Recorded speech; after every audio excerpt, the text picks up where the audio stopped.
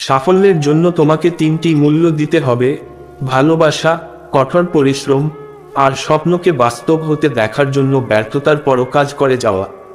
যার মাঝে সীমাহীন উৎসাহ, বুদ্ধি ও একটানা কাজ করার গুণ থাকে, তবে তার সফল হওয়ার সম্ভাবনা সবচেয়ে বেশি।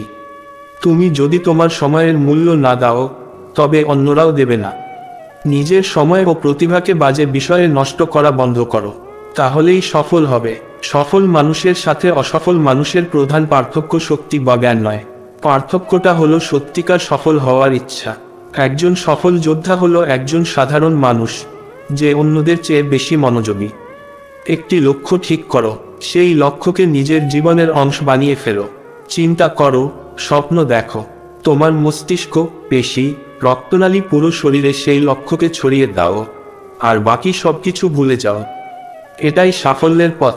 একজন মানুষ এখন কতটা উপরে আছে তা দিয়ে আমি তার সাফল্য মাপি না। একদম নিচে পড়ে যাওয়ার পর সে নিজেকে কতটা উপরে তুলতে পারে সেটাই আসল কথা। সাফল্য চাইলে সাফল্যকে লক্ষ্য বানিও না, তুমি যা করতে ভালোবাসো সেটাই করতে থাক। সাফল্য নিজেই ধরা দেবে। সাফল্য অর্জন করা আর সফল হওয়া এক নয়। সুবিধা পেলে অনেকেই সফল হতে পারে, অনেককে জোর করে সফল বানানো হয়, কিন্তু যে নিজের চেষ্টা আর পরিশ্রম দিয়ে সফল হয় সেই প্রকৃত সাফল্য অর্জন করে। সাফল্যের মূল্য হলো হাতের কাজের প্রতি ভালোবাসা আর কঠোর পরিশ্রম, সেই সাথে জয় পরাজয় ভুলে নিজের পুরো সামর্থ্য বিলিয়ে দেয়া। সাধারণ মানুষ যতক্ষণ ভালো লাগে ততক্ষণ কাজ করে, আর অসাধারণ সফল মানুষেরা ভালো না লাগলেও যতক্ষণ না কাজ শেষ হয় ততক্ষণ কাজ বন্ধ করে না। জীবনে সফল হতে চাইলে দুটি জিনিস প্রয়োজন: জেদ আর আত্মবিশ্বাস। ব্যর্থতার ছাই থেকে সাফল্যের প্রাসাদ গড়ো। হতাশা আর ব্যর্থতা হলো সাফল্যের প্রাসাদের দুই মূল ভিত্তি। কাজ শুরু করাই হলো সাফল্যের মূল চাবিকাঠি। সাফল্য একটি বিজ্ঞান, সঠিক উপাদান মেশালে তুমি সঠিক ফলাফল পাবে। যদি তোমার সমালোচনা করার মতো কেউ না থাকে, তবে তোমার সফল হওয়ার সম্ভাবনা নেই বললেই চলে। আমি মনে করি সাফল্য হলো তুমি যা করতে চাও সেই বিষয়টি সবচেয়ে ভালোভাবে করার চেষ্টা করে যাওয়া। একজন মানুষের সফল বা ব্যর্থ হওয়া তার ক্ষমতার ওপর যতটা না নির্ভর করে, তার চেয়ে বেশি তার দৃষ্টিভঙ্গির ওপর নির্ভর করে। যারা সফল হয় তারা সফল হওয়ার আগে থেকেই সফল মানুষের মতো আচরণ করে। এই বিশ্বাসই একদিন সত্যিতে পরিণত হয়।